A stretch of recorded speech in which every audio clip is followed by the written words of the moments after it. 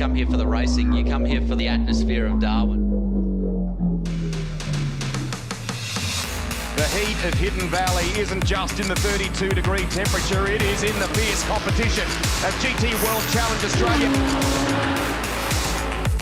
Schumacher's gone round! Alex Peroni, Mark Rosser, Team BRM do it in race 1 of GT World Challenge Australia. Well, what a day we had yesterday here at Hidden Valley Raceway in Darwin, and our GT World Challenge Australia, powered by AWS cars, are about to go and do it all again. We saw Rusty 4-5 cars into one at turn 1, just doesn't work. What drama we had.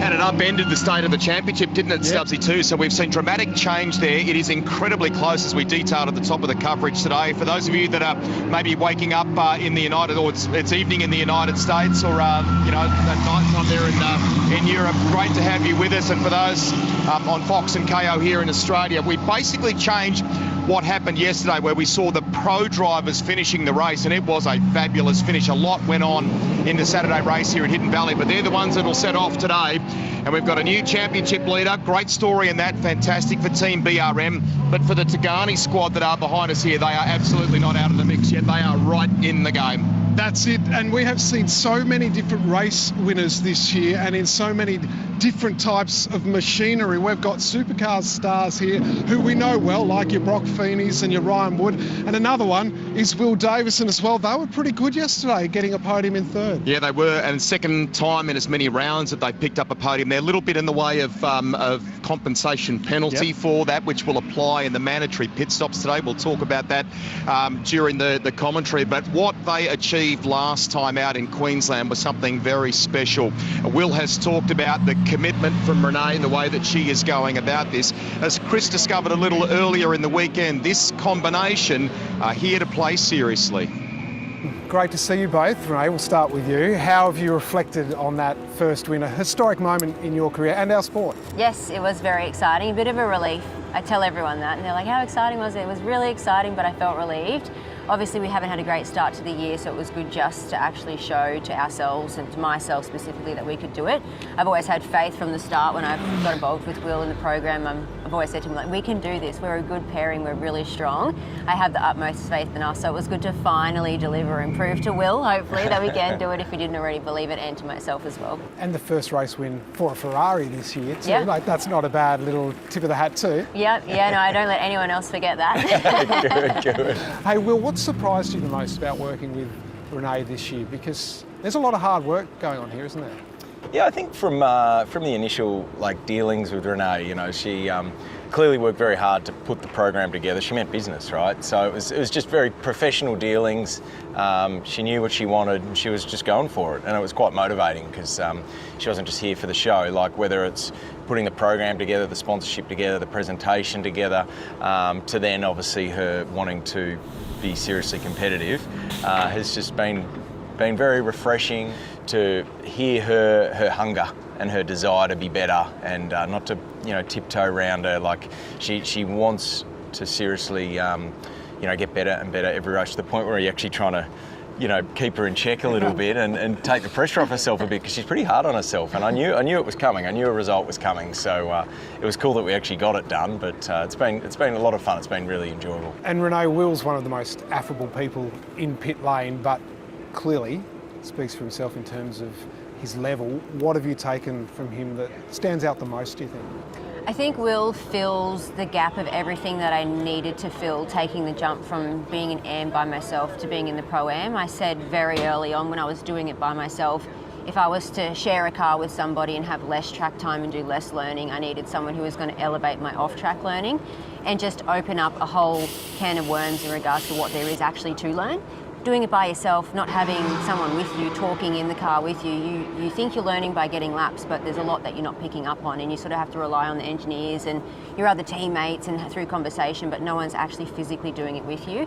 And I knew that it was going to be really important to have somebody who could help me fill that gap while I wasn't having that extra track time. And I think Will has opened my eyes up. He's so attentive to things, his notes, he's detailed, nothing gets past him.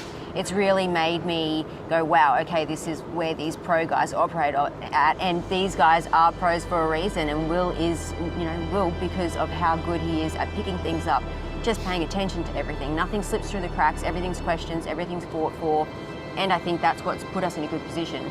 Plus my determination and want and will to obviously to do well, and I think it's just been the perfect mesh to get the result that we got, and hopefully to get more. Down on the front of the grid, and I've got Ryan Wood fresh out of the car. Another day, early race though, isn't it? Normally we build up to these races, but it's just straight into it Sunday morning. Yeah, it's good. It's good. We get it done early, and the AMs can enjoy their afternoon. So, looking forward to this one. We had a tough race yesterday. The boys and girls at BRM have done a good job of giving us a bit of a Frankenstein look today. So we'll try and put it up the front, and we're in a good spot to start and see how we go. We know you more with your supercars driving as well, so you know this track quite well. It hasn't been that long since you were last here, but from a GT perspective, it's quite narrow, it's quite twisty, the heat, there's some variables that we're not used to with GTs. 100%, yeah, it's very different, but it's a lot of fun around here. So it's great that we were able to get up here with the GT cars and experience something different, and yeah, we'll see how today goes. Now, last question before we let you get yourself set for this race. What are the advantages, what are the strengths of this car for you and Steve Brooks that are going to get the job done today? Yeah, look, I think yesterday we had a bit of damage in our race pace, still seemed pretty good. So, yeah, we'll see what we can do. Try slot him behind Josh and work away from the field and see how we go. Good luck. Cheers, mate. A cheeky wave from Josh Buchan to Ryan Wood, of course, because he is starting from pole on a Sunday. Josh, a really important result for you guys today. Yeah, Woody said he was going to text me, and he never messaged me, so I don't know what the plan is at turn one. But no, a good spot. To be honest, there's been a few rounds coming. The Zagami Ferrari's been really quick for a couple of rounds. We've just not shown our speed for whatever reason. So yeah, awesome to get a result start from here, and wherever we finish at the flag it's a result nonetheless. And I was talking to Cam before, and he did just say that maiden podium, it really is the full focus for the team. And this feels like this could be the best shot yet, of course. Oh, yeah, absolutely. We've missed out on a couple of podiums this year, here, there and everywhere. So if we can jag one, that'd be awesome. And, we've got the team and the drivers to do it. So, yeah, it's not up to us anymore. We'll see what happens down at turn one. And of course, we're racing a little bit earlier in the day today, so temperatures slightly lower than what we saw yesterday in the race. For you, obviously you're a well-seasoned driver, but heat management in this car, is it an issue? Is it not in terms of for the driver and the conditions? It's okay. It's not like the taxis that overheat. These things are pretty good. So, yeah, I was warm yesterday, but not uncomfortable. I was actually cold this morning. I got changed a bit earlier just to warm up. Darwin, 25 degrees is cold. So, yeah, I've acclimatized already. Lovely, will go well. Awesome. Thanks, Charlie. Well, on the second row of the grid, Brad Schumacher and Brock Feeney. Brad, we'll start with you. Obviously, the hat, you're looking very corporate at the moment. You get to sit back and watch the big fella do his thing, but it's a beautiful day today and we're ready to go, right? Yeah, I always enjoy the Sunday. I get the hard task on the Saturday starting the race, and then it's really relaxing way to start a Sunday morning watching Brock have to start the race. So, yeah, I never like to get in my race suit too early in the piece. I'm one of those last-minute guys, as Brock knows, so always late to something. I'll be late to my own funeral. But, anyway, no, look, it's we're in a good position here in P3. No success penalty today, and so with any luck, we can come off with a good result. It was a mixed bag yesterday. You had everything at you. You had great pace, an early spin, a recovery drive, a 5-second penalty as well for some contact with your mate Sergio Perez. Can you just keep it clean and straightforward for us today, please? Yeah, look, after it was a great start in turn one, obviously, and then, yeah, just a little greedy on the exit there and looped the car. So a little bit hot under the collar, and you could probably see that in my aggression with the driving throughout that race. But it was fun to come through the field and make a bunch of passes. It's obviously not an easy place to pass here, so it was good to put a bit of that into practice for today's race. And yeah, same thing, I guess. It's just not an easy place to pass a GT car, so you've got to kind of muscle your way up in there if you're going to make a move. But yeah, I think today we'll be in a better position without the success penalty, so hopefully you don't have to do any of that kind of stuff. You've said plenty, and before we started chatting, you said all I have to do is make sure I give a shout out to my family. You haven't done that yet. You better do it now. Yeah, look, I just want to say hi to Chelsea, Jasmine and Annabelle back home. I miss you girls, and I can't wait to see you when I get home. Well said, Brock. For your point of view today, second row yesterday, action aplenty at turn 1. What are you expecting today? Yeah, well, no kids out there for me to say g'day to, but hello to the family back home. Nan's watching. Looking forward to today. I mean, as Brad said, we had a real fast car yesterday, so looking forward to having a crack today. Hopefully he can hand over the car in a good spot and Brad can bring it home. We've been chasing trophies for a couple of rounds, so try and get back up the top. Ferrari in front of you, beside you is a Merc. You know them all pretty well. What's the Audi doing so well here? They're probably not listening. We're good under brakes. That's where we were good yesterday. It is, as Brad said, it's super hard to pass around here. Had a bit of a time difference on the guys ahead yesterday, caught them and just got stuck there. So it is very hard to pass. So I think that's why you see that chaos on lap 1, because that's your opportunity. So probably watch out for that again today. And then after that, everyone will just settle in and follow each other for 20 minutes. All right, well, thanks for the insights. Your secret's safe with us. It's just between the three of us. So no worries at all. Go well, guys. Thanks, mate. Cheers. Appreciate it, guys. I was listening in those Stubbs, and I'm going to tell exactly what he was just saying over to our Mercedes driver, Jaden Ojeda. Juice, good to be up on the front 2 rows. We're hearing the Audi's good under brakes. They didn't want me to tell you that, so just so you're aware, where is the Mercedes strong? Probably the infield. We're not super strong on the straight or the brakes, so yeah, it'll be hopefully a little bit less chaotic than yesterday's race into turn 1, but for us it'd be nice for a little bit of something to help with our 10-second success penalty, but yeah, looking forward to getting stuck in. I was just talking as well to Ryan Wood about driving the GTs here in Darwin. It's an interesting track for a GT. It's so different to Phillip Island, which is wide open and very much built for GT-style racing. It's a lot narrower than it looks on TV. Yeah, that last sector's pretty busy, even the infield with the hairpin, and it's pretty slow when you're using a lot of the mechanical grip. But then the last sector's comes at you pretty fast in one of these cars compared to the supercars. So it's a fun little circuit for them. Now, temperature has been basically the story of this weekend so far, tyre management as well. How does the tyre perform over the duration of your time in the car? Yeah, normally the Merc's quite nice on its tyres, so I think as the stint goes on, we'll pick up our competitiveness, but I think we'll struggle to get some passes done probably on the Ferrari and the Audi just with the straight line performance, but it'll be all right. We'll chip away and Paul will jump in and hopefully we can get a strong result out of today. Well, you were on the podium yesterday. I was calling your names up there as well, but I guess you just mentioned they're hard to pass, which is the point I was making about the width of this track. How strategic do you have to be in the call? And I know strategy goes out the window as soon as you hit turn 1, almost off the line, but you'd have variations of it. How strategic is this race from your perspective? Yeah, I think the first lap is the biggest opportunity to make some positions up, but it's also your biggest opportunity to lose position. So track position is very important. So, all these top cars will run the same strategy, basically leave the pro in for as long as we can and we'll all pit on the same lap. The success penalty will make it hard for the few cars that have it. And then, it'll be up to the gents, Pauls and everyone else to race for the result. So we'll see how they go. It was good racing in that first stint for those guys yesterday. So, it's good to see that they can race quite well around this circuit. All right, good luck. Thanks. A P7 start for Jackson Evans and Elliott Shute today. A rebuild of the Ferrari, unfortunately a DNF for them very early in yesterday's race. Jackson, great to see the Arise Racing Ferrari back in its best looking form. Yeah, look, the guys did a great job repairing the car overnight. So, starting out of P7 today, probably not ideal after my qualifying yesterday, but, we'll go out, try to score some championship points and see if we can, push for a podium. And of course, because you didn't get a lot of running in that race yesterday, not too much that you can learn from how the car behaves in race trim here. But you did mention you've got a sister car that I guess you can have a look at how it performed.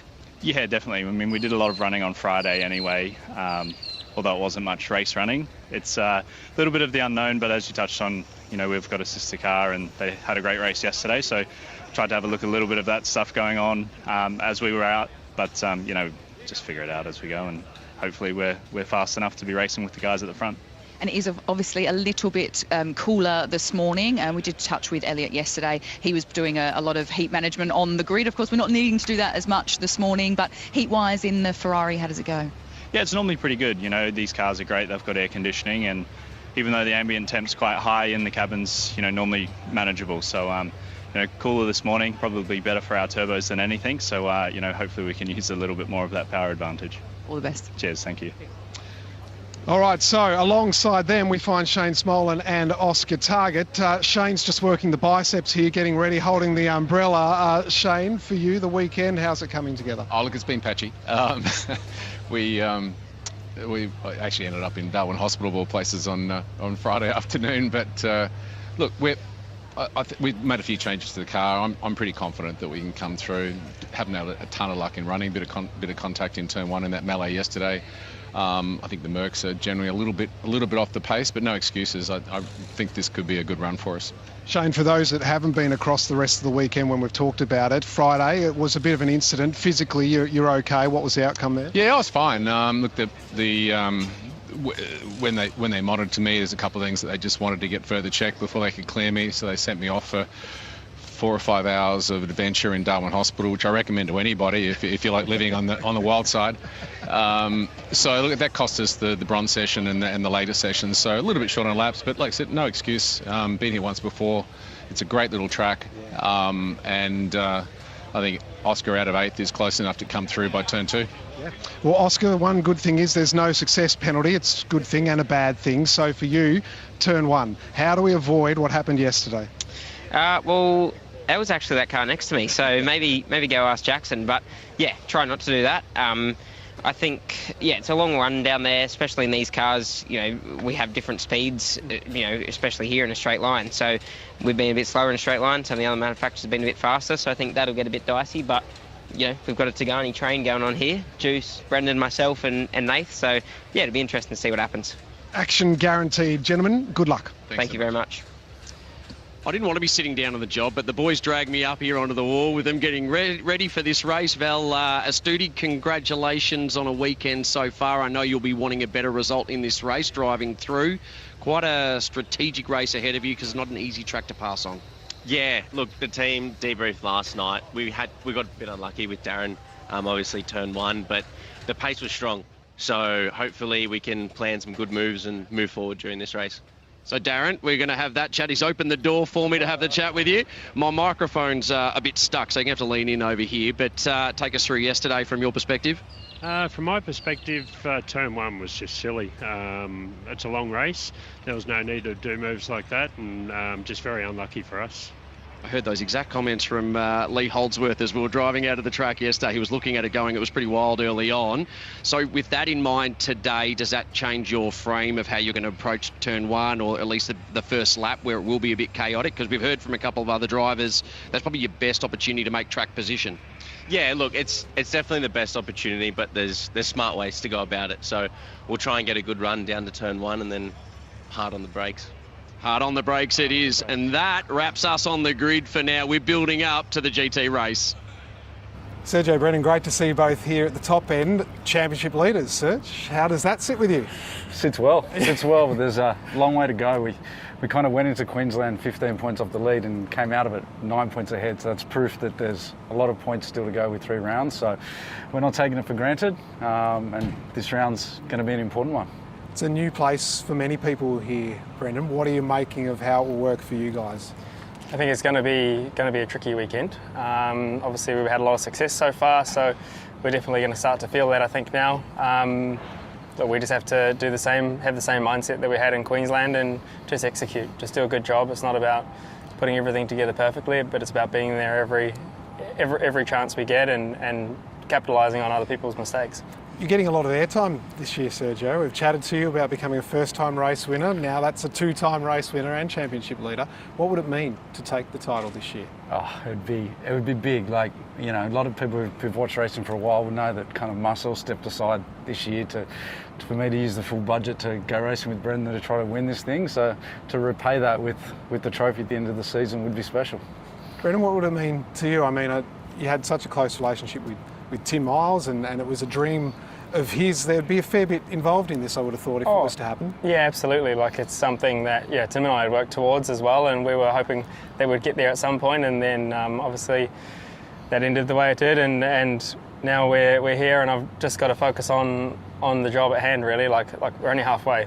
you know, I'm definitely aware that there's still a lot of work to be done, and we can lose the lead just as quickly as we got it. So, yeah, I think it's going to be just important to keep chipping away and not get ahead of ourselves. I'm going to put you both on the spot here.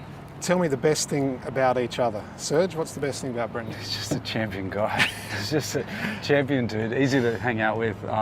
His pointers, as my driving's gone to another level since Brendan joined. So what he's done for my driving has been amazing, but just hanging out with him at the track's the best part.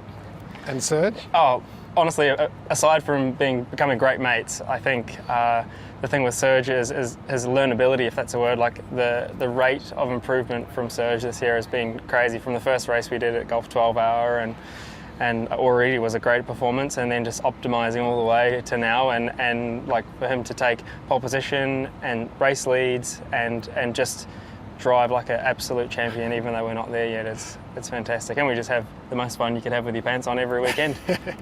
Not the first time we've heard that from you either. Yeah. It's a good line. Serge, you're qualifying this year in particular. I mean, your speed over one lap, that's been quite an evident improvement. What is it perhaps that either you've learned or Brendan's kind of helped you with there? It's the small things. I think I've mentioned it before, but I've never had driver training before, and I thought I was doing a good job, but then you really learn about like that kind of last bit of braking and that first application of throttle, those little things that I've never thought about in my driving that Brendan's highlighted has made the biggest difference. Gentlemen, all the very best of luck this weekend, and as you've said, there's a long way to go, but so far, so good, and keep enjoying it. Thanks, mate. Chris Stubbs catching up on the eve of race weekend there with the pairing that came in as the championship leaders to Darwin in the wake of race one at Hidden Valley. The points structure, the points ladder has changed. Mark Rosser is now on top with 95 points. Paul Lucitti, Jaden Ojeda on 94. Brendan Leach and Sergio Perez, who you just heard from there, on 91. Then Brock Feeney and Brad Schumacher on 85. Unbelievable 10 points covering those block of drivers. This championship is absolutely alive. Let's take a look at some of the highlights for you from Saturday here in the beautiful top end. 32-degree temperatures, our Wade Motorsport highlights, and there were plenty of them. Shows that combination led them down into turn one for the first time. So the Tagani Merc had its nose in front very briefly, and then Brad Schumacher got enormously brave. A bit of action going on behind them. There was some damage to cars. That right rear on the curbing. Around goes Brad Schumacher, a little bit of contact with the wall, and Lee Holdsworth. What happened from there was the start of a great fight back in that car. Up in front, Mark Rosser bolted and established a really nicely good job. Created a great fight back from Brad Schumacher and Brock Feeney, didn't it? It made it very exciting, but you know, here we go. We've got Woody, that was Brooksy on screen with the damage, and Woody, they had to come in, serve a penalty for that, fix the car and get back out there, but they were super speedy, weren't they? So they're going to be exciting today. Absolutely. Felt gutted for this combination for Elliott Shute and for Jackson Evans. I mean, it was so difficult to even get the car back into the lane after that. Damage sustained in the first corner. There's been a review overnight too from Motorsport Australia. There's the bodywork that you were talking about. They pressed on, but obviously it came to the attention of Motorsport Australia race control. We don't want that stuff going into other competitors or even into an area where the public might be, so they would ultimately come into the lane. Pretty wild moment for Shane Small, and got it gathered up in the end. We heard him talking there on the grid a short time ago. Repairs completed. They pressed on. Ultimately, once that car was handed over to Ryan Wood, Woody would get the fastest lap of the race, the best we've ever seen from a tin top here at Hidden Valley, and he did it on the final lap. Good fight back. It began in earnest with a fired up Brad Schumacher, really, didn't it? Yeah, he was a bit hot under the collar at this stage, trying to make up for his mistake at the start of the race. He starts firing down the inside of Perez, doesn't get it done here, then has a go up here at turn 5, sticks the nose in, doesn't quite get there far enough up, hits the curb on the inside, then makes contact with Perez, damages the Mercedes. Apparently they had a buckled rim out of that. Didn't have any steering damage, but a buckled rim freaked Perez out. They did get back under control, but had exhaust damage as well, which hurt their straight line. Nice. Here's Brad again, making another move. Nice bit of work by JP Drake early on in that you can't miss the paint scheme on that Audi. The car that he shares with Garnett Patterson had a little moment down here at the final corner, but they were in a pretty handy position with the way things shook out after that turn one drama. Then the compulsory pit stops started. Peroni jumping in, taking over from Mark Rosser. Already Luke Youlden was at the wheel of the Porsche. That was an interesting story in trophy class too, because Matt Stupas and Paul Stokel in the KFC Audi would ultimately take that class out. Up in front, these guys were set for a pretty special day for Team BRM, and enter the mix as well after a great stint, Renee Gracie, and then Will Davison resisted the pressure from Brock Feeney all the way to the end. That was a fabulous battle. Yeah, this was an exciting part of the race. All three of these guys closed up, Ojeda, Davison and Feeney, but ultimately Feeney couldn't get the job done on Davison. Peroni through for the win, so great result there. They controlled that whole race. Awesome. Great points for Paul Lucchini and Jaden Ojeda. Really solid there in second for Tagani, and for the second time in as many events, Will Davison and Renee Gracie on the podium, and they're on merit. Some great driving by both of them. So the scene is set for Sunday. We have another hour of competition. We're only 10 Ks from the Darwin CBD, as you can see there. Beautiful, warm Sunday coming your way. Our start order for race 2 is determined by the first qualifying session of the weekend. So the Rover Pole Award went to Josh Buchan. He will start from pole position in that car that he shares with Cam Campbell, the Ferrari run by Zagami Autosport. The driver who took part in that first qualifying session yesterday must take the start of race 2. So these are our pro drivers, okay? The trophy competitors, one of those Porsches there in the hands of Luke Youlden, they will have the opportunity to pit when our mandatory window opens about 25 minutes into the race. They get a 5-minute window there, those guys, to get it done. And then our pros will hand over to the AMs to bring it home in the final stint, and they can choose when to do that from the sort of 30 to 35 minute mark when things open for them. They get 4 brand new sets of Pirelli slick tyres for the weekend, plus a carryover set as well. They can use as many wets as they want, but I think, as we made the point yesterday, we will absolutely not be needing those today. So this is going to be fabulous. Can Josh Buchan for Zagami get it done here today? And statistically, you've got Ryan Wood beside him on the front row of the grid. That combo, Ryan Wood and Steve Brooks, they've now finished second in a GT World Challenge Australia powered by AWS race on some 5 occasions without a win from 16 races together. You flagged that this morning. This is a combo. They are due, mate, aren't they? Oh, they are. They are. I think they'll be on for the win today, I think. But this is the exciting part of the race. The tyres are cold. You've got the pros out there, so they've got a bit more experience. They know what to do, but still, everyone's going to be in attack mode down here into turn 1. BMW M3 safety car peels off. Ryan Wood left of your screen. You know him from Supercars. Josh Buchan, multiple TCR champion, drives all sorts of things on the outside. And watch for Jaden Ojeda in the background there as well in the Tagani Merc. Away we go. Down to turn 1 for the first time. Neck and neck by the looks of it. I sound like a horse race caller between the Audi and the Ferrari. Oh, Woody, you could hear the tyres protesting there. Around goes Brendan Leach as well. At turn 1. That will help Josh Buchan. Wood is at basically the back of the field. And that is exactly what I was talking about. Woody down the inside here into turn 5. That is exactly what I was saying about the cold tyres. He's outbraked himself, couldn't pull it up, got out on the dirt, ultimately ends up not being able to hold it on the track through turn 1, and he's trying to make a callback here. I'm not sure if there was contact or not, but you could just hear through our effects microphones the sound of the tyres. He was absolutely maxed out going into 1. I'll tell you who's on the charge here as well. Watch Brendan Leach in the background. He's lost some ground, but has recovered it already and is starting the fight back in that Gaia Valmont Mercedes AMG. Buchan has bolted. He is away. 1.5 seconds already over Brock Feeney. Alex Peroni to third. Good job, Peroni. And Ballastuni, who Cam Vanderdungen spoke to on the grid, is up into 4th. Look at the attitude from Garnett Patterson as well. He is hustling there in 5th. Yeah, it's a great start from Astudi. Up a few positions here, made the most of the carnage at turn 1.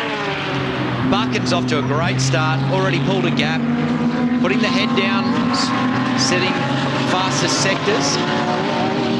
I could be wrong, Lee, but I don't think since our last event at Queensland Raceway that he's had a weekend off from driving. He's been doing something almost every weekend, and that includes heading off to great places like Spa, and then at the other end of the spectrum running a Hyundai Excel for a bit of fun, back in his TCR car as well. He had some unbelievable success in that machine. Nice to see him reunited with it. HMO Customer Racing it was back then, and a couple of titles in the bank. What's the margin now? 2.6 seconds. Buchan to Brock Feeney. That Porsche you can see coming through there. Former Bathurst winner Luke Youlden at the wheel. They lead trophy class at the moment. Yesterday's winner in that division, that section, that separate class, if you will, Paul Stokell, currently sits in 12th place. So Garnett Patterson here is looking racy in that 666. He shares it with John Paul Drake. Let's have a look here. Wade Motorsport replay at the start. A little bit of debris getting kicked up there, so a bit of contact of some kind happening. Let's watch what happens to Ryan Wood. You call this. So he's on the dirt. Oh, maybe a bit of contact there from the Ferrari of Buck, and just puts Woody a little bit loose and off track. Yeah, and he's bounced off the curb on the inside there, did Josh Bucket. So is that something race control will look at? And that's another thing, perhaps just expand on that for our audience here, because on the outside of the track here at Hidden Valley, the curbing, the sawtooth curbing is a little more pliable, a bit more usable, but on the inside, they're higher sausage curbs, and it's quite hard in a GT car, or hard on a GT car, isn't it? There's not much clearance in these cars, so they're so low to the ground. When you hit one of these really harsh curbs, they launch off, and you can't steer the car, which is what's happened there at Turn 1. We saw it yesterday with Brad Schumacher at Turn 5, and also with Elliott Shute at Turn 1 as well. So just while we've been chatting away there, Ryan Wood is pushing on here. Up into 8th place now, ahead of Will Davis. A new fastest lap from Josh Buchan, a 1 minute 4.853, and that is a new record. In the cooler morning conditions here at Hidden Valley, he's eclipsed the marker that Ryan Wood set yesterday. That's the fastest ever lap by a tin top here at Hidden Valley ever, of any category. The only thing that beats it, an S5000 car and a Formula Holden. That's a cool number. Josh is bolting away, trying to make the most of his stint here. I do think we're going to see that all these pro drivers will run as long as possible before the end of the pit window, because they are the faster drivers, so they hand it over. What's going to be interesting is when they all come into the pits at the same time on the same lap. A little bit busy down there. We'll get our pit team, including Charlie Barlow and Chris Stubbs. They'll be chasing all those yarns for you. This driver here has come from what I guess you could say is an unorthodox pathway. Hasn't always had the opportunity, hasn't always had the budget necessarily, but has really applied himself and worked hard at the business side of it, if you will, to try and create opportunities. Went to Macau. Turn 5 is a place of action for Ryan Wood. He's just got by Jayden Ojeda. Will Ojeda hold it going into? No, he doesn't. As you can see there now, Ryan is ahead of Jayden Ojeda coming out of the Hidden Valley section. So he got by Will Davison at 5 and is now clear of Ojeda. Man, I'd love a little microphone in there, because we've heard him on the radio at times, Woody. He gets quite animated. That would be special listening right now. We might have to do some editing for you. Awesome. They call him the modern day Murphy. I wonder where he gets that from, Lee. But yeah, it doesn't take much for Woody to get hot under the collar, but after that first lap incident, he will be fuming, and you're going to see some pretty aggressive driving from Woody. So it'll be good to watch. He's coming up on the back of Evans now in the Ferrari. Buchan still making good ground, extending the gap to Brock Feeney to 3.5 seconds. And there's a method in that madness, right? Because the likes of a Brad Schumacher as an AM driver has perhaps more experience, certainly has more experience on his CV compared to a Cam Campbell that will take over from a Josh Buchan. So that's clever by Josh. Try and give Cam every possible opportunity here. Create, if they can, a little bit of breathing space, because we know how good the likes of a Schumacher and others will be. And that's exactly right, Rosie. The calibre of these pro drivers out there, they're all so close in times. You know, they're a tenth of a second apart, if that. So when it comes to the amateurs, that'll step in the car for the second half of this race, that's where the race will be won and lost. So yeah, as you said, Bucket needs to extend his lead, give as much comfort to Cameron as before he jumps in, and let him just do his thing, put his head down without too much pressure, see if he can hold on for the lead at the end of the race. Cam Campbell has had a path that would look, if you graphed it, starting in almost production-based machinery in Europe in recent years into Ferrari Challenge. We loved having him as a part of that, which is often you'll see on your screens as a part of the Shannons SpeedSeries. And then late last year, they made the huge commitment to get this GT3 machine together with Zagami. They've made the step up. Josh is terrific in that coaching, that mentoring capacity for Cam. And then they've gone another level this year by deciding to compete in Europe as well. So, but it's still, it's still miles. It's still learning in these cars. It's such a step from a Ferrari Challenge entry to these GT3 spec machines. Back we go to trophy for you. Luke Youlden is in 11th outright there, and you can see that Brendan Leach has been able to get by him now in 10th as Leachy recovers from that incident at turn 1 off in the grass. But Luke is leading the trophy class. In the background, you can see the KFC Audi, which took the class win yesterday. Now, we need to just keep a little watch on Ryan Wood. There you go. So, lights on, almost on the back now of Jackson Evans in the Arise Ferrari. That's right. I reckon you'll see Woody trying to make a move here. He's looked to the inside of the hairpin, not close enough.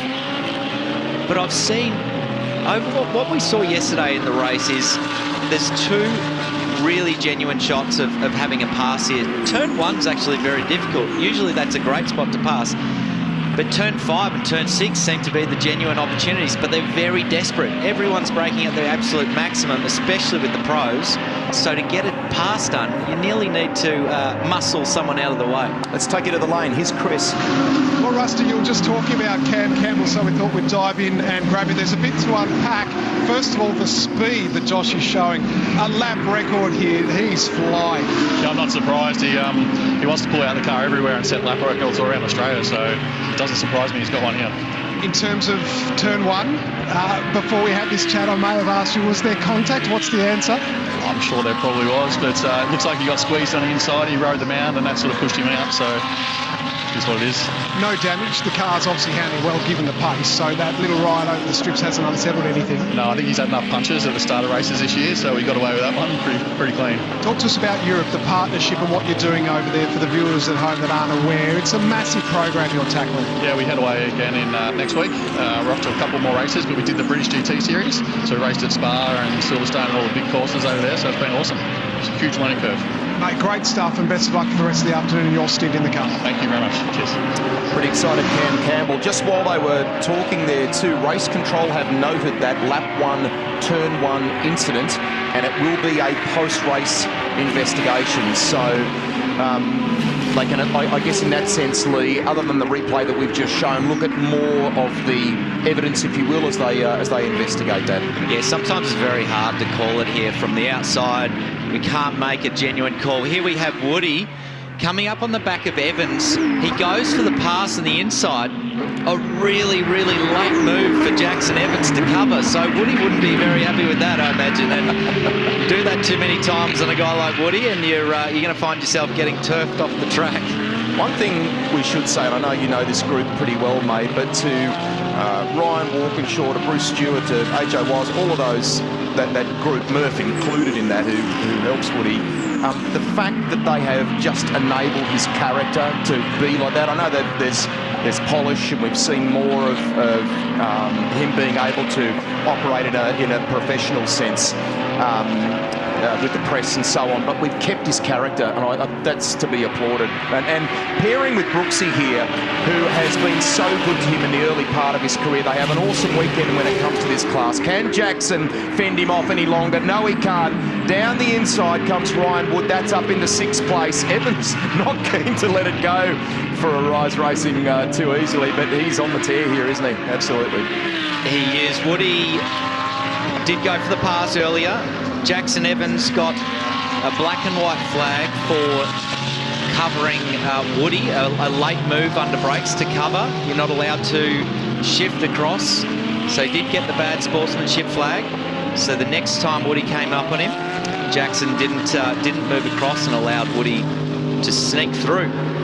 So Woody's off clean air for a few laps, trying to chase down Patterson.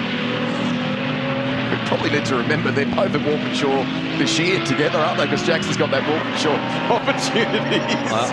That escaped my memory, actually. I did. That's an interesting one. But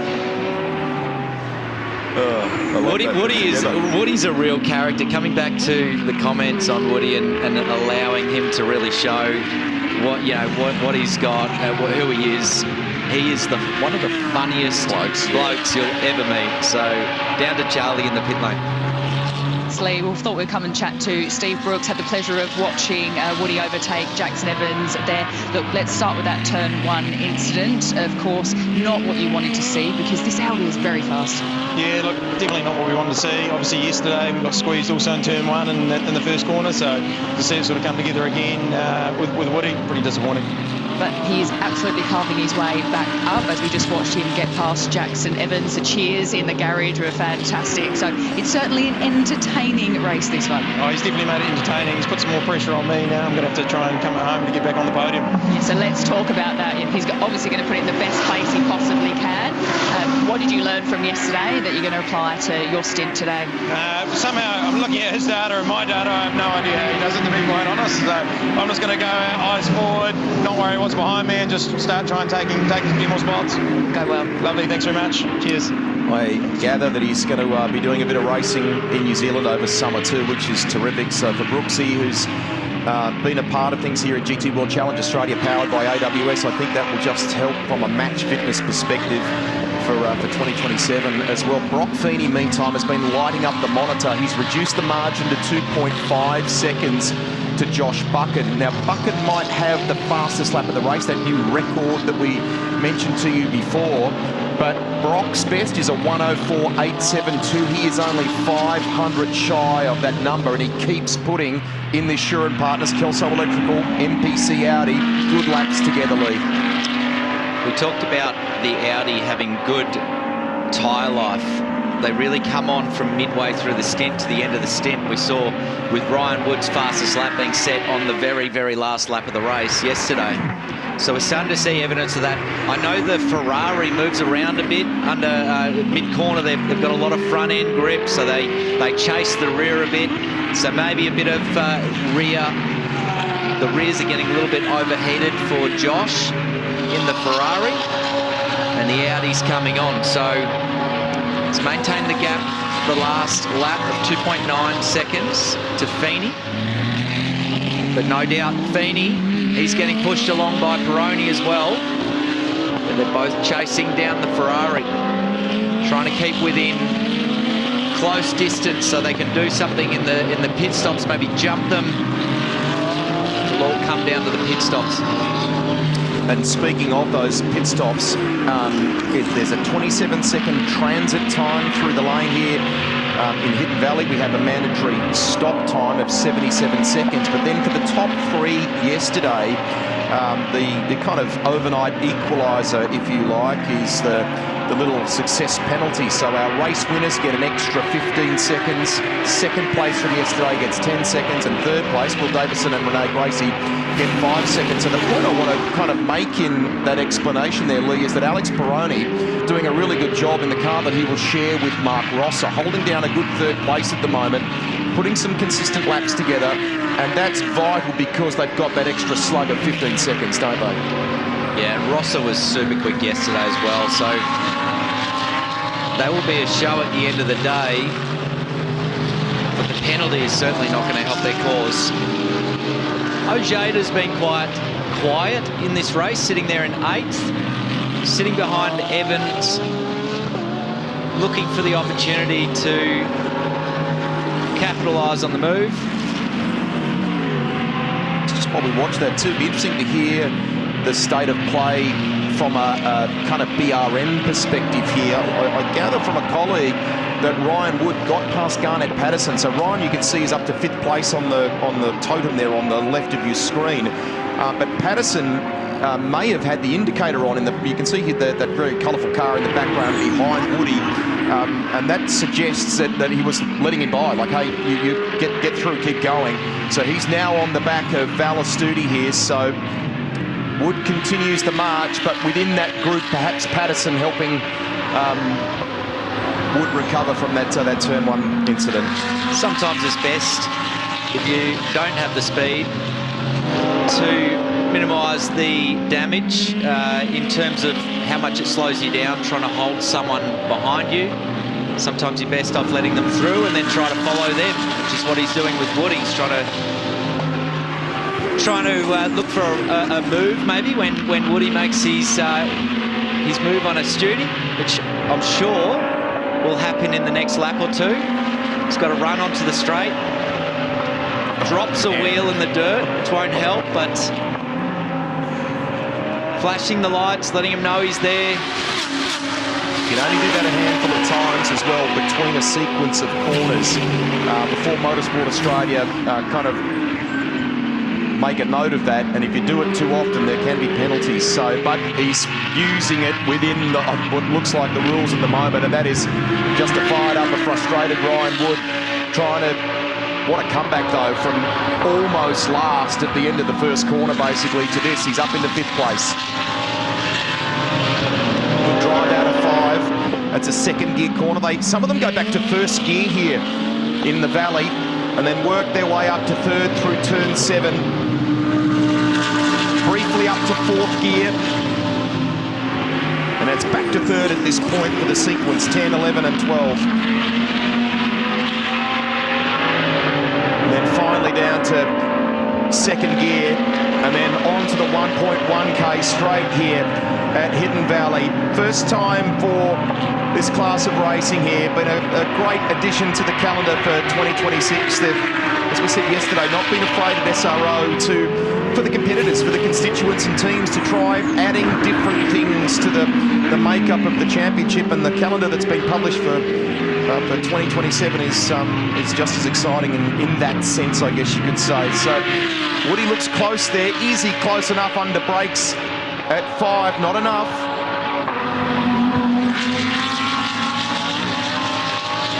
So when you're sitting up close like this, as Woody is to a Studi, they're in the same car, the Audi, they've got the same strengths. It'll be very frustrating for Woody because he cannot find a spot where he can make a move, where he's got the advantage over a Studi.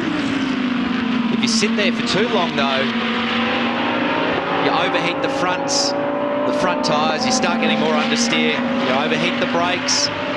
So Woody will want clear air as soon as possible, and this time he's got a great run onto the straight. He will definitely have a look into turn 1. Tucked up behind, goes for the inside and gets the job done. So Woody up another position into turn 1, up to 4th. Head down, chasing down the podium. You ever thought about a career in commentary at all? Out of a job, that's lovely, mate. Great stuff. Throw into Charlie Barlow. I'm just getting excited. As you rightly should be too. He's up now into 4th place. We should make the point in relation to Valentino Astudi that he's part of that SRO GT Academy. Great program that is helping young racers here. Oscar Target, who you can see there in the Colosh entry, but he's another that is in that program, and there is a chance. They look at all sorts of different things, measurement tools, if you will, from consistent laps, qualifying form, and so on. But the essence of it is to try and help the racer grow in all sorts of ways, both in and out of the car. And there is a chance for them to win a world-class drive in the 2027 CrowdStrike 24 Hours of Spa. That is a good incentive, mate, isn't it? Geez, that's exciting, isn't it? You're thinking about rewinding I might have a go. Back to our race leader, Josh Bucket, who's managed to keep it at 2.4 seconds, the gap to Brock Feeney. So nice work by Josh Bucket. There's Feeney. And then Alex Peroni. There might be a little bit as we get to that phase of the the race where we're edging closer to the window being open for our Pro-Am competitors.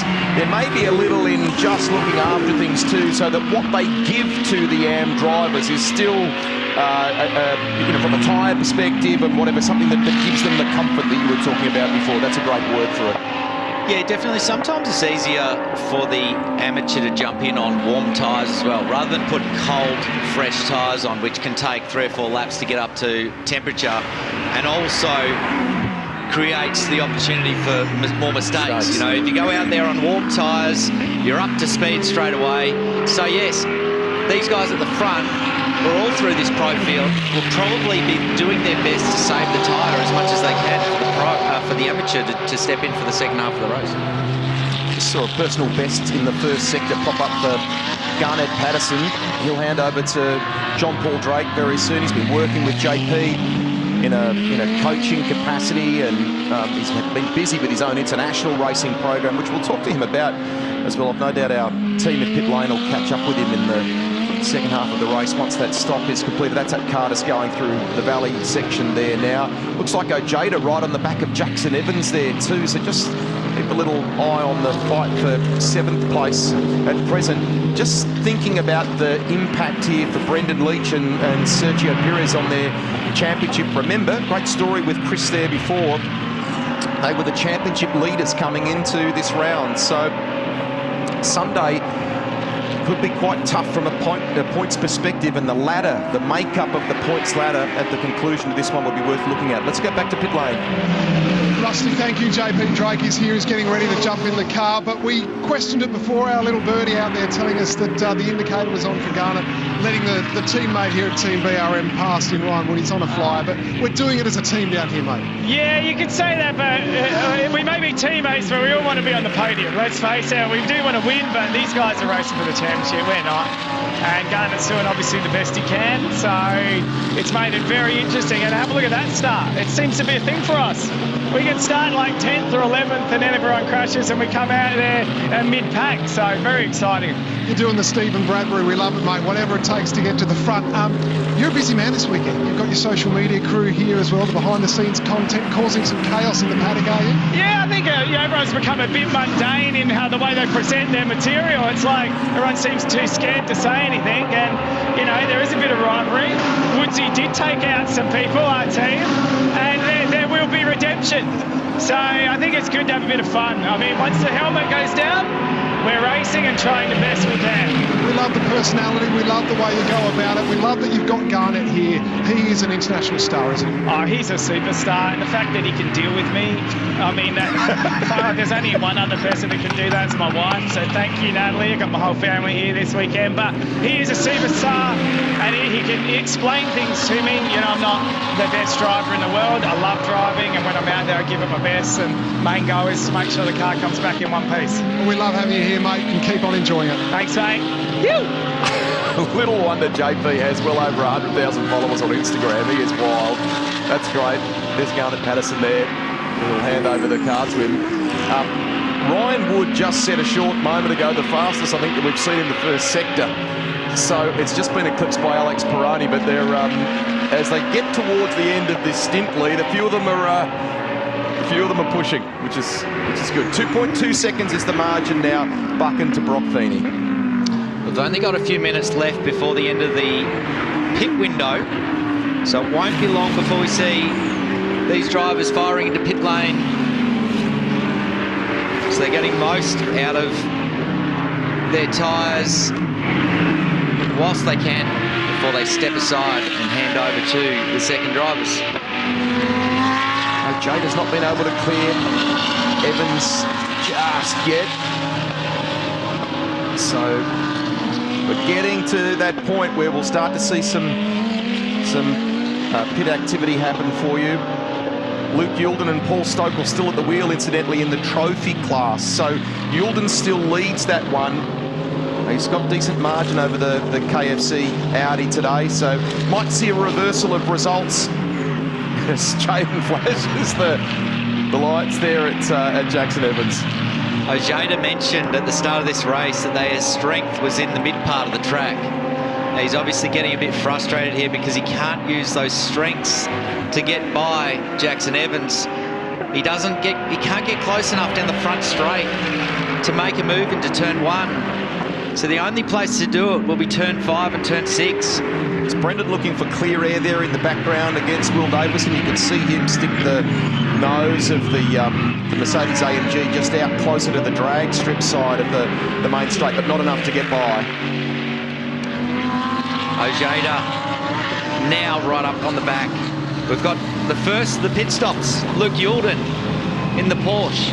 So Nathan Halstead will jump behind the wheel of that car. This is a slightly newer generation of the Porsches that Nathan owns, and it's proven to be a good step forward for them this weekend. They've both been enjoying it, and they are a good chance potentially of winning the trophy class here. So Stokel out, Matt Stupas will jump in behind the wheel of the KFC Audi. Tom Severi, who is an engineer that we often see there at Melbourne Performance, and worked on that car with Tony Quinn and the Quinn family and the 3 generations that contested the Bathurst 12 Hours. So they had to repair that car on Friday evening. It was a bit of a late night for MPC there. The car went off at around about turn 10, which was a bit of a scene of trouble on Friday for a couple of cars, as well as the Colosh Mercedes AMG that Shane Smolin was driving. So both Tagani and MPC had some repair work. Good job by both teams to get those cars repaired and ready for racing yesterday. They got off, I think, a little bit lighter with the Audi. It nosed under the tyres just slightly, and I think at first glance when it was up against the tyre wall there, we thought it was worse than it actually was. So, but nice work. And they walked away with the trophy class win there yesterday, that combination. Back we go to our race leaders as the trophy class competitors rejoin. So already Nathan Halstead is out there and circulating. Matt Stupas back in the field now. Here's your race leader. Still remains at 2.2 seconds. No change really. The gap status quo. And as Lee said before there, the pro combos will probably run as long as they possibly can, right up to almost the closure of the window, and maximise it before they hand over to our AM drivers. Brock, you know, of course, from some of the great things that he's done in supercars and more, and continues to do in supercars for that matter. But Brad Schumacher hails from Bathurst. It's his 9th year of racing. He's a very successful and very busy person in business around both electrical and air conditioning for that matter, and his business kind of services most of New South Wales now, with the exception of the Sydney basin. I wonder if that flash of lights was about a message to the crew, perhaps. He's quite a distance behind Buchan there, so and it's something like 70 staff, so he's got that competitive gene in him from a business sense, and he loves going racing, doesn't he? You know, he's fast too. He is. He's seriously fast.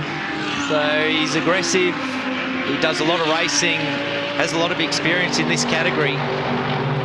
And every time we go and do the Bathurst 12 Hour, I'm in the same pits as him. And I'm impressed. The speed he's got as an amateur is pretty impressive. Yep. He goes about it in every way like a professional, doesn't he? Like a pro racer. So we our little graphic there had Thomas Randall will be cheering if he's watching this morning. Had the Randall spec livery for Team BRM, but it's Alex Peroni at the wheel of that car now, and off the back of the win yesterday with Mark Rosser. Rosser leads the championship, the revised standings after Saturday here at Hidden Valley. Man, we've had some movement in the points ladder, and we are, I think, based on how things are at least at the moment, halfway through this race or just over, we're going to get a bit more of that on Sunday here too. Ojeda remains frustrated because he still can't use that Merc to the effect that Lee was talking about before in the kind of middle sector, and this is where it gets hurt the most. He's talked about the impact on the main straight relative to the Ferrari, and Lecce in the background's not been able to clear Will Davison either. So you lose horsepower as you sit behind a car, the engine temp goes up, you lose that punch from the engine. First of our pros. Sorry there, Lee. So that's Patterson in. to hand over to JP Drake, and it looks like Zagami contemplating what to do here for their driver, Josh Buchan, whose advantage has actually come down fractionally, 1.5 seconds now. So does he stay out? No, he's in. Here comes our race leader, and Brock Feeney covers as well. Feeney's in, so too Alex Peroni. Top three into the lane. Stand by, Chris and Charlie, about to get busy down there. And it looks like the Wolfbrook side of BRM are waiting for Woody, who's in the lane too. We can see that from our timing monitor. JP Drake, service done, he's heading out. Good stint from Josh Buchan. Maybe lost a second or half a second in the closing stages as Feeney kept chipping away at it.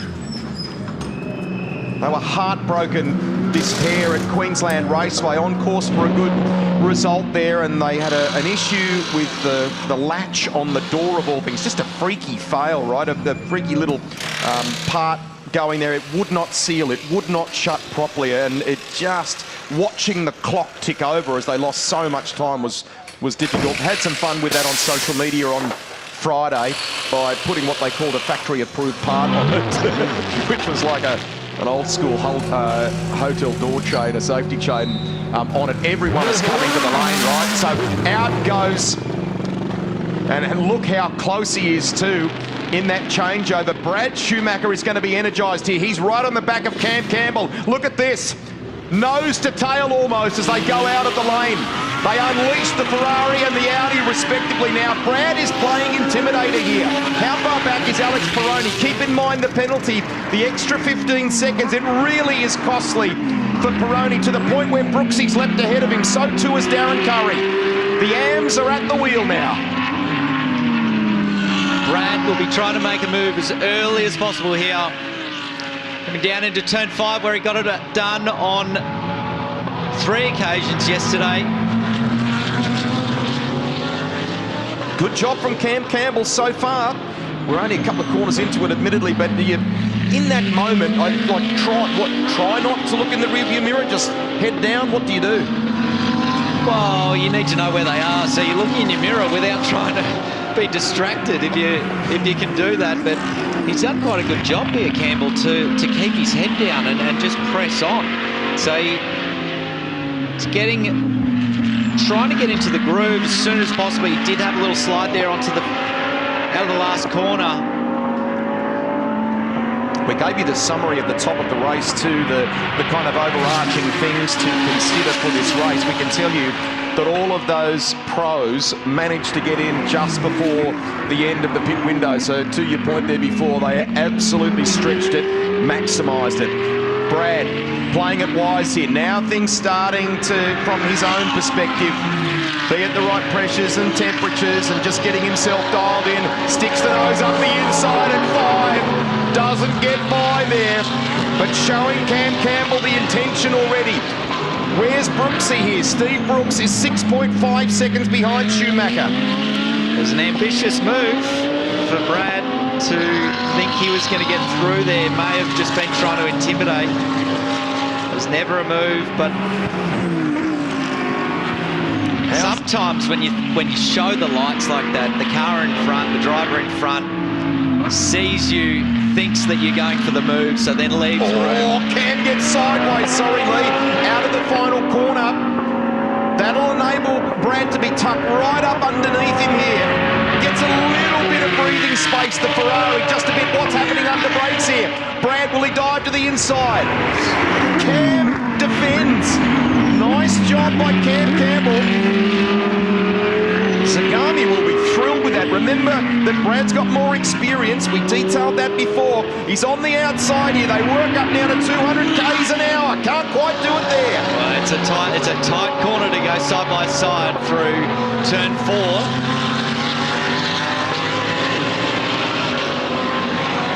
Big lunge into the valley from Brad Schumacher. We gather from our spotters that everyone pushed the pit window so hard, so much, that the last of those Pro-Am cars got across the control line with 10 seconds remaining. That's how close it was. Brooksy pulling the gap down to 5 seconds. So whilst these two battle out in front, Brooksy's making inroads. can see him there just out of screen behind the KFC Audi. 4.9 now the gap, 4.8. So as these guys battle, there he is in the background. And just to add a fraction more detail to what you've spotted there, he took 1.2 seconds out of them last time by. Let's get an update from the lane. We'll keep a watch on a monitor. Stubbsy, this is getting interesting. I'll make it a quick one, and it's relevant to this battle. I saw 2 new tyres down the right-hand side for the Schumacher and Feeney car. From where I was standing, I did not see any rubber go on the Ferrari. Okay, thank you. Brooks 1.7. What are we looking at now? He is 3.8 seconds behind this pairing. Steve Brooks is coming. While these two battle away, this has not been... Schumacher wanted, obviously, this is an obvious statement, I know, to clear Cam because of the threat of Brooks here, and Brooks is making hay. So Brad can't see it out of his rear vision mirrors. The team will be telling him that Brooksy's on the charge. You need to find a way past the Ferrari of Campbell as soon as possible. It won't be long before Brooksy's up on the tail of the Audi. It looks, as you can see there from the wrap and the some of the sticker work on that car, it's a little bit of a mishmash today because of the incident yesterday, the Wolfbrook entry, but it's got plenty of speed. Now, Cam Campbell he got a bit twitchy, didn't he? And that you were straight onto that. This is where it's going to happen, down at turn 5. Again, Schumacher has a look. Campbell covers. That's the spot it's going to happen. It's down to 2.8 seconds. Brooksy needs to get by. There's a lap car in the middle there, and it's the KFC Audi in the trophy class of Matt Stupas. If he can clear that car quickly and negate the impact of that, he'll be on these pair before you know it. It's 2.2 seconds now.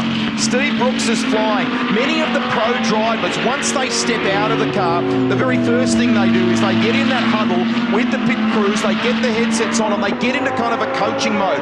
Jaden Ojeda will be absolutely doing that right now for Paul Lucitti. Similar story for Brendan Leach and what he does with Sergio Perez, who is in 8th place. So he's not close enough. Cam Campbell is resisting this really well. They'll be thrilled with this performance at Zagami. Well done. If we know Brad, it'll be making him frustrated. And he will have another look down in it. No, not this time. Maybe trying to set him up for turn 6 into the hairpin. Doesn't quite... Oh, he goes off! Brad goes off! Out of 5. So you can see there that Brooks has gotten by, I think that's a terrible word, moved by the KFC Audi. He's up into 3rd. Brad at 5, and in his defence, that can happen at 5, can't it? It's got a little bit of camber that sort of drifts away back to the inside of the corner. It seems at times to almost suck you in. And when you're in that battle, the thick of that battle, you're chasing someone, that can happen, can't it? Well, when you're so close to the car in front, you sometimes lose your line of sight. So you can just get a little bit offline. At this point of the day, the track's very dirty offline. You've got marbles rolling off the edge of the tyres, making it very slippery, even if you're a foot offline. Which is, I think, what happened to Brad then. He's just misjudged the corner, got on the slippery stuff, couldn't turn the car, ends up in the dirt on the exit. So now he's doing everything he can to make back that ground on Campbell whilst not getting too distracted from the threat behind for Brooks. This is a huge test. I can't begin to sort of emphasise that enough for you, because the 3 people you have in the front here are businessmen, if you will, that love their motor racing. They have the added benefit of being coached by some pros, pairing with pro racers in really good teams.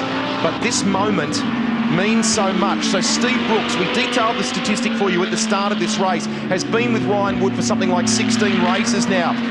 He is looking sharp here, and what are we talking, Lee, now? 0.9 to the back of Schumacher. It's perhaps even closer than that. Brad's recovered some ground. Really good job. And Cam Campbell, this is one of the best drives I reckon we've seen from Cam Campbell, who is still so new to motor racing in many respects. So Brad's got plenty of speed over Campbell, but can't do much with it. He's done a 106.6 the last lap, as opposed to Campbell's 107.4. So 0.8 of a second he had over him on the last lap, but Campbell just placing the car in the right spots. Brooksy, look at him. The car looks sharp, doesn't it? Brad, he's going deeper into the valley section and so on, keeping that pressure on Cam, but he just can't get by in the Audi at the moment. Latching right on the back. Hello and welcome, the Wolfbrook Audi. Steve Brooks is there. This is on. Brad has a look. Wild chance, wild place to have a play there. Doesn't come off. They go down into the final corner again. He has another little look. The Ferrari should have better drive out of there. Campbell's got to keep it tidy. Tucking up under the rear wing. Now remember, they're not under the same Audi framework. That Wolfbrook entry is with BRM. And here comes Brad down the inside now. That's an MPC prepped out. He goes super deep under brakes, Brad. Can he get it arrested? He holds on to the race lead. Josh Buchan looking on there. He went deep there, had a good run onto the front straight, made the most of it. Oh, gets twitchy. That's Curry going around, is it? And as a consequence, Elliott Shute picks up a place. I think Mark Rosser might have moved by 2. He has, so it's maybe 2 spots that Curry has lost there in the process. Brooks has got to get by quickly here. So Brooks now sees Brad making his way towards the front, well, at the front, and extending his lead over Campbell. So Brooks will now be desperate to get past Campbell. He would have been loving the battle that Schumacher and Campbell were having, which allowed him into the race. That says so much about how difficult it was for Brad on being held up in that sense. Rod Wilson there left of screen, Zagami, they're noticing something there. He and Josh Buchan, not worried about it, whatever it is. Brooks endeavouring to play it smart here. Can he get not quite close enough at 5 on this occasion? Oh, and the car gets a little squirrely under brakes. That hurts it. Gets it pointed back in the right direction though. It's all good. It's all good. It's 2 seconds already that Brad Schumacher has established in terms of the advantage over Cam Campbell. So what's making it so difficult for Brooks to get past, and what was making it difficult for Schumacher, is Campbell's braking super deep, but then it means his corner speed isn't there. So that's where they then get back onto the back of the Ferrari. But again, the next stop, he goes deep again. We've got a replay here. Oh, that's Elliott Shute. Has it made contact with the wall? He may have just escaped that. That's unbelievable, but has lost some spots in the process. Back to 6th place behind Darren Curry again now. There was a close moment there. Oh, could have been huge. So Brooks, right up on the back of the Ferrari. 10 minutes to go. What do they tell these guys? If you're in Zagami, how are you coaching Cam Campbell? And in the same breath, what would Ryan Wood, what's BRM offering to Steve Brooks, do you reckon? Well, I'm thinking Woody's on the radio. We must record that. That'd be fascinating, I reckon. Anyway, keep going, sorry. So Woody will be saying, use the front bumper. Some Morse code if you can get close enough. Schumacher is out to 4.1 seconds. So that just shows you all of that time that he was held behind the Ferrari. And to Cam's credit, you know what? To Cam's credit, he's made it just as tough on Steve Brooks, who has a look now and may finally get it done down into turn 1. It's still contact. That's still a super piece of driving from Cam Campbell on balance, mate, isn't it? Oh, and I say that's terrible from a commentary perspective, sorry. But up until that point, he really resisted and made life incredibly hard for both Brad and for Steve Brooks. Yeah, he didn't want to accept that move was over. Didn't want to concede, so tried to hold it around the outside. Got in the dirty stuff. Got a replay now of Curry getting a helping hand there. That's with Mark Rosser. Ooh. So we're seeing the tail end of that. Not sure what's transpired. Again, 2 Audis run by 2 different organisations. So finally, Sergio Perez gets by Elliott Chute, and that's really important because they were 3rd on the points ladder coming into this race. They came in, as you know, leading the series off the back of Queensland Raceway. That little extra spot helps Sergio Perez and Brendan Leach in the title fight. Let's go to the lane. We were holding our breath here at Zagami. I tell you what, Josh Buchan, Cam was making that Ferrari as big as possible. He was doing a great job there. Yeah, mate, he's never led a race, so fantastic effort. I was hopeful he'd hold on. He's probably just struggling a little bit out of one of the key corners, which puts him under pressure. But look, he's doing a great job, so fresh into his GT career. Such amazing AMs, front and rear from him with Steve and with Brad, obviously. So, yeah, pretty proud of his effort so far.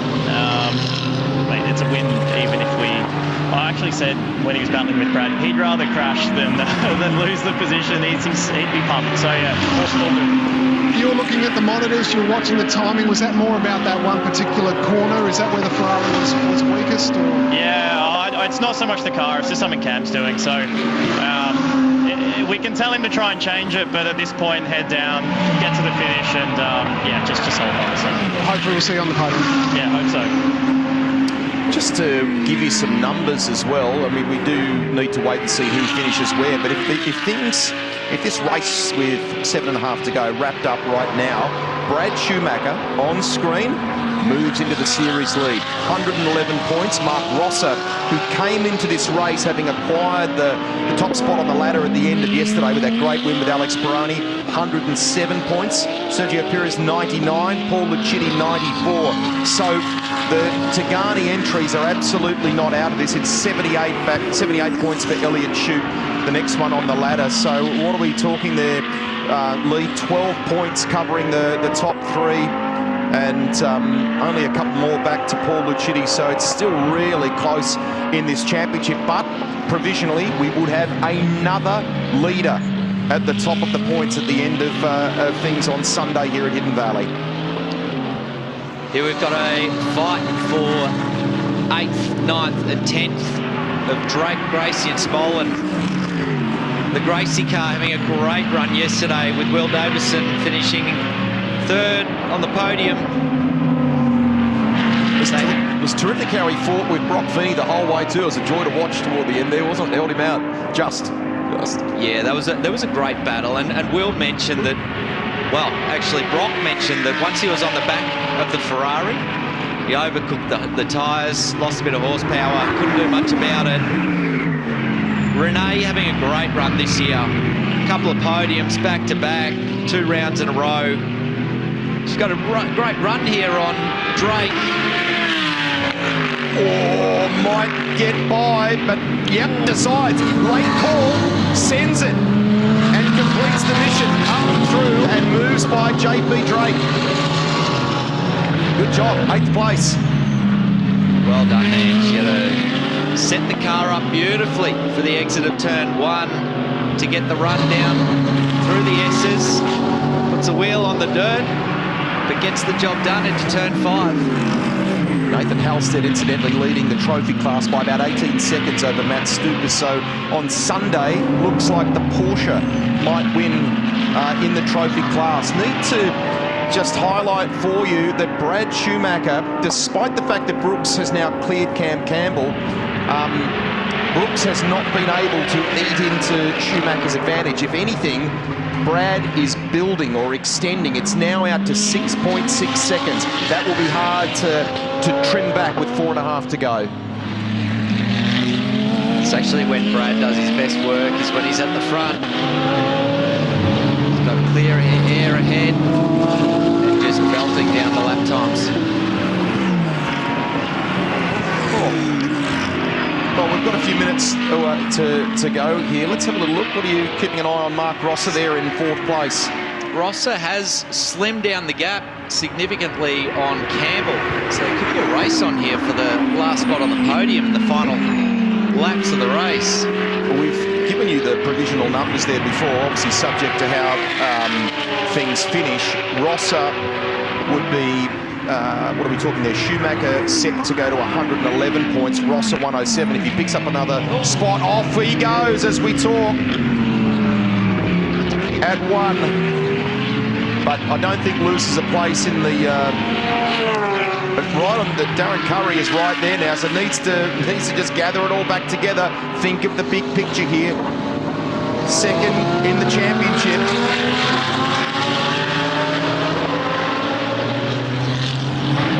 Surge is right on the back of Darren Curry there as well, so that's a great fight, that, isn't it? The three of them. Does Curry look for some payback?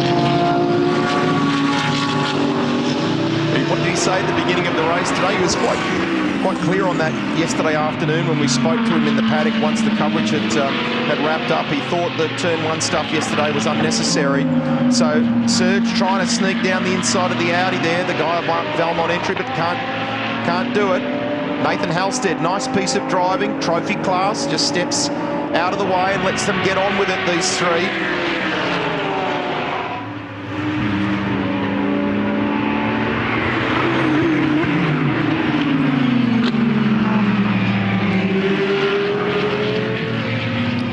Another 3 to 4 laps remaining of this race. Great battle here for 4th, 5th and 6th.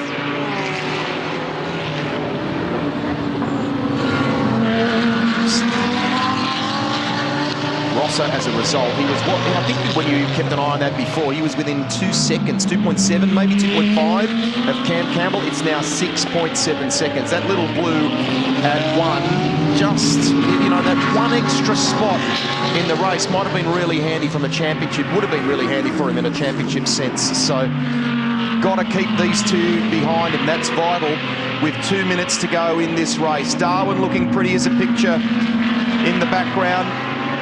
Named after Charles Darwin. They've done some amazing things here over the years. A racetrack that really came to prominence in the late 90s, 1998, when supercars came here. 2.87 Ks. There's a kart track. There's Northline Speedway, which was busy overnight, just to the right of your screen there. And they've got World Motocross coming back.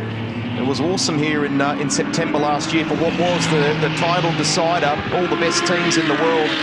And I'll get to work. The track is already in place for them, but they'll get to work getting it all tidied up for the international guests in September.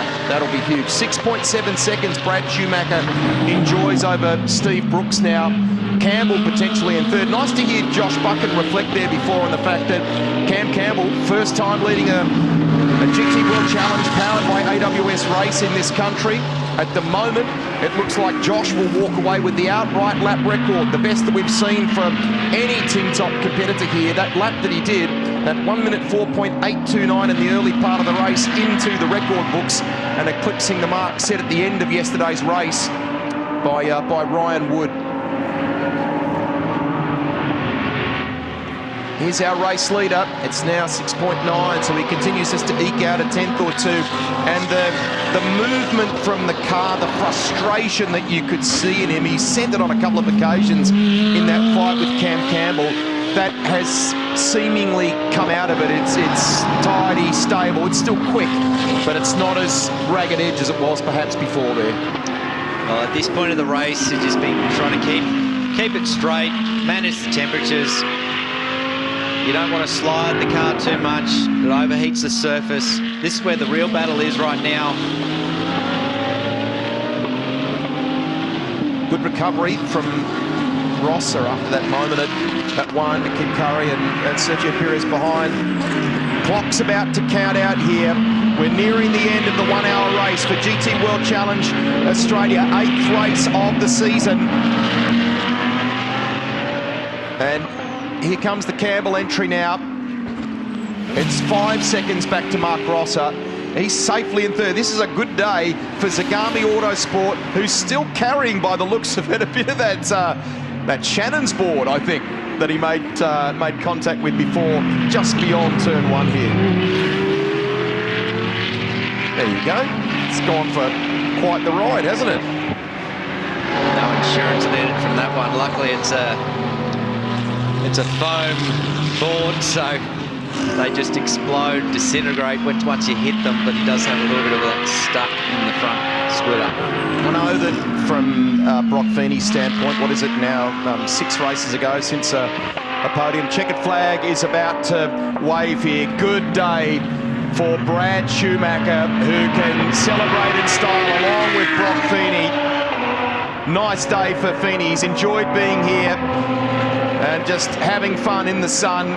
Some racing with a mate. Brooks home in an excellent second place. It's another second, I know, but that pairing will get there. It's clear that he will get there along with Ryan Wood. They'll taste the winner's champagne at some point. And congrats to Cam Campbell. He was pushed the entire way, set up initially by some great driving by Josh Buchan. That's a great result to savour for Campbell, Buchan, and certainly for Zagami. Third on Sunday here at Hidden Valley. What could have been for Ryan Wood and Brooks? They didn't get that contact down at turn 1. Then they finished 7 seconds behind, and that would have cost them much more than that.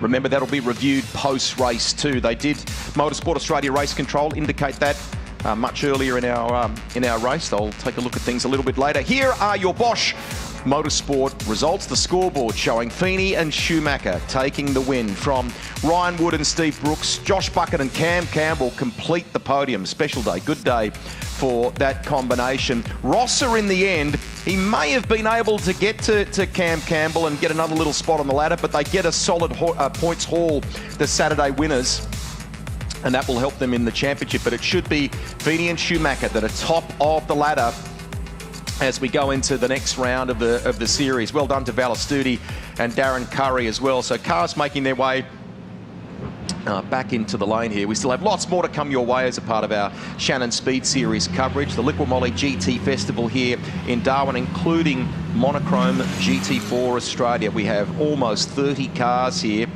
All sorts of great marques and competitors from around the world for that matter too, because Sam Paley yesterday savouring the champagne in that Mustang, really enjoying getting that result here in Australia. Here's the new championship leaders, race winners on Sunday. He had to work for it, and once he was able to clear Cam Campbell, he managed to build a 7-second win in the end. Brad Schumacher in the car that he shares with Brock Feeney. Good drive by this pair.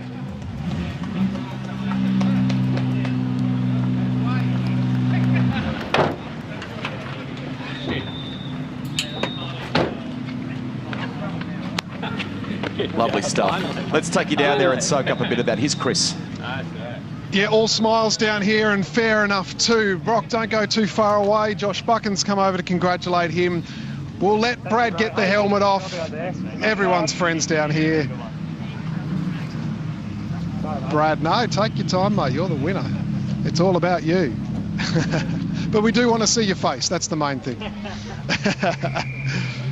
As much as I like seeing yours at the end. Oh, isn't that nice? Well, like I said, we're all friends down here. Hey, Brad, congratulations. Back on the top step of the podium. What does this one mean? It's been a wild weekend.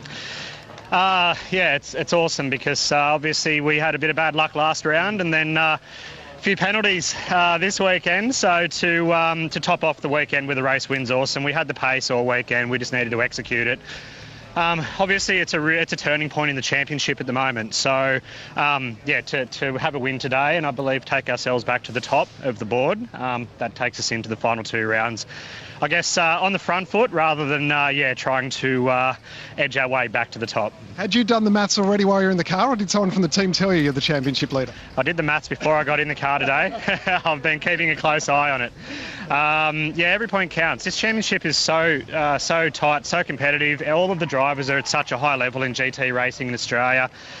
I mean, to be honest, I think the category here, GT World Challenge Australia, is probably one of the strongest in the world. It's very high level, so it's awesome to be at the top again, and hopefully we can continue that trend as we move forward into Sydney and Adelaide 500. Well said. Brock, you're back on a podium. It's been a little bit of an unusual break for you. How good is this? Yeah, it's good, mate. Really good. As Brad said, probably been a tough couple of rounds for us, just not getting back up on the top step, and this championship rewards winning races with the points. So it was a big focus this weekend. Probably felt like we had the or one of the most competitive cars. So to finally get a win's great.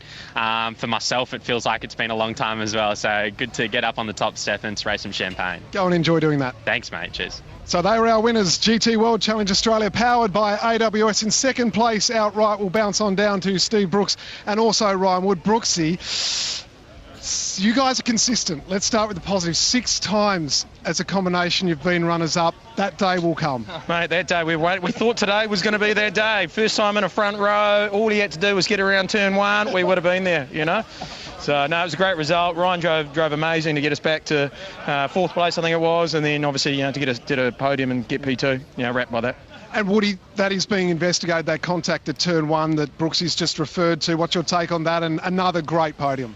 Yeah, it's a little bit bittersweet, to be honest, because we were in a really good spot, got an awesome jump off the line, and we knew we had the good car speed to sort of press on. So when I got the tap at turn 1, I was like, I'm pretty gutted. More gutted for Brooksy because, you know, I knew if I could hand it over there or thereabouts, he could do what he just did. And it felt like, yeah, from that point on, we were just on the back foot. But at the end of the day, really proud of him. It's been a standout weekend for Brooksy, and for him to be, you know, same speed as Schumacher, who's probably arguably the best AM in Australia or one of the best in the world, is pretty impressive. That makes me the second best. Yeah, pretty impressive. So big thanks to the team at BRM, Wolfbrook, all our sponsors that make it happen, and Fish, old Jimmy Marshall, for tuning this rocket up, because I tell you what, it's been a jet this weekend. Well, boys, there will be a lot of excitement when that day does come, but for now, celebrate a second. Yeah, we'll do. Thank you. Thanks, mate. Cheers. Well done, guys. And in third place, Cam Campbell and also Josh Buck. And we want to see this side of you, Cam. We want to see this side of you. Josh, you jump in there. Another great performance here this weekend. Consistency on a podium, that means the world to you, right? Yeah, we're pretty happy with that. The team have put in a lot of work throughout the year, so it's great to give them something back. You have led a race in GT World Challenge Australia, powered by AWS. Josh Buchan, you've done the fastest lap ever in a tin top at Hidden Valley. Quick, that's nice. Yeah, look, I was quick. We've been quick all weekend, to be fair. And look, it's like I said before the race, we've been really fast since Tailem Bend. And we've had one thing go wrong after another that hasn't shown the potential that our speed is. So it's nice to get some runs on the board. It's no surprise to us. It's just nice to get the thing off our back, and hopefully we can keep racking up a few of these, and this bloke will become a problem for everyone up and down the grid. Enjoy Europe, guys. Yeah, thank you. Thanks, mate. All right, and our trophy class winners for today's race, GT World Challenge Australia, powered by AWS, Nathan Halstead, and also to Luke Jordan. Nathan, come on over. I'll start with you, mate. Congratulations. That's a nice performance, isn't it? Yes, thanks. It was pretty good. I really enjoyed it. Went out of the pits quite fast and kept up the speed. So, yeah, I was quite happy with my performance.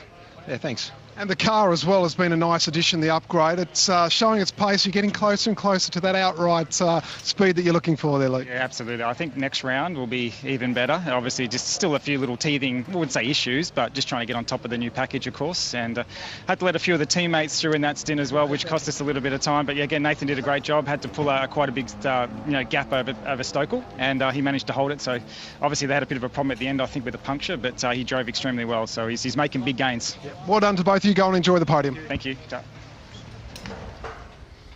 Highlights time, brought to you by Wade Motorsport. Race 2 of the weekend for the Liquid Valley GT Festival for GT World Challenge Australia, powered by AWS. Down to turn 1, they ran for the first time. The pros start on Sunday. The AMs bring it home, and we saw action as they got down into 1. Ryan Wood had the nose just in front.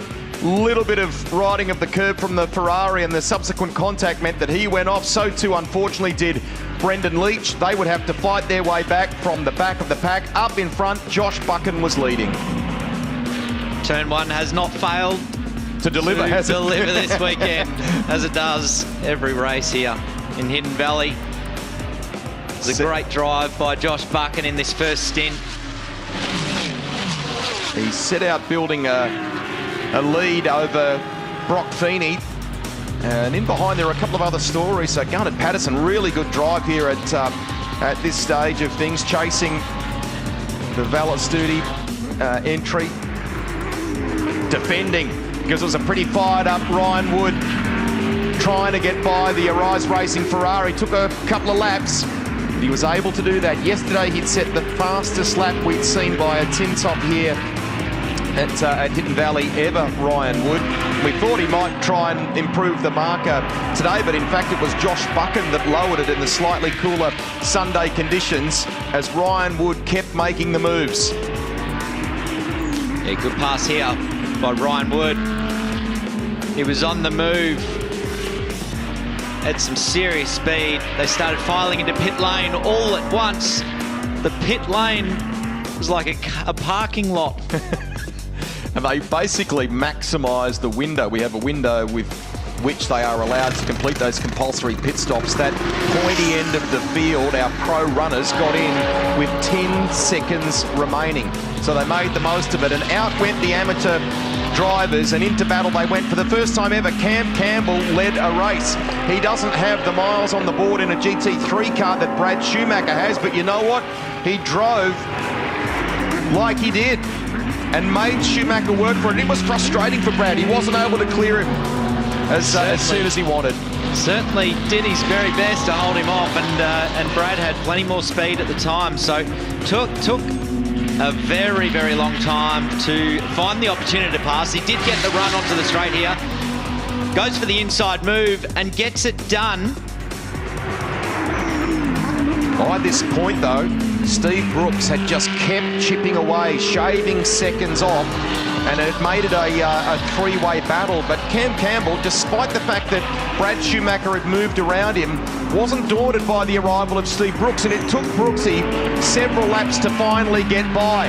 Does it down at turn one, and unfortunately for Cam Campbell, this then happens, but he would recover and carry a little bit of that Shannons signage all the way to third place. Up in front, Brad Schumacher built a lead of 7 seconds to take the win, and in doing so, the championship lead. Well, we are standing by for the podium just to expand on what they were talking about there before. For Zagami, this is a great day for them on the podium. Great drive by Cam Campbell, as well as that lap record performance from Josh Buchan. Up comes Steve Brooks and Ryan Wood. They are going to win a race here. They are going to add to our variety of winners. You get that feeling in GT World Challenge Australia, powered by AWS. And here come the winning combinations. 8th career win in GT World Challenge Australia for Brad Schumacher. He now equals Garth Tander on the all-time list there, and as a result the pairing go from 4th on the ladder to 1st in the point standings going into the next round of the championship. First podium for Brock, as he detailed there before, in 10 races, can you believe it, if you combine supercars and GT World Challenge Australia. 6th time that Brooksy and Wood have finished in 2nd place. And that first podium for Zagami Autosport, I love that. We've had some variety in this class this weekend, some good stories, Lee, and lots of fluctuations on the ladder. Yeah, it's been an exciting weekend of GT racing. Plenty of incidents out there on the track. Not sure what will come of the incident at turn 1 between Buchan and Wood, but there was contact. So we're nearly set for our podium for the trophy class. And then we'll reset for you, because Monochrome Australia GT4, they have headed out already and they are starting to grid up. So if you're watching on Fox and KO live this morning, great to have you with us wherever you are right around Australia, and to our international viewers on our YouTube channel, stick with us. We've got lots of good stuff to come your way. Huge field of GT4 competitors. Love this story for the former Bathurst winner, who's paired with Nathan Halstead. They have got... we've seen the improvement in their form over the weekend, and Luke has already flagged that there is more to come from this car, from this combo. They didn't take out the trophy class yesterday, but they get to enjoy some Amadio champagne on Sunday here at Hidden Valley. Great stuff. We're going to grab a commercial break here. Lee's going to stay with us in the commentary box. We will go and soak up all the action, all the atmosphere on the grid as we go from one class of GT racing to another. Monochrome GT4 up next.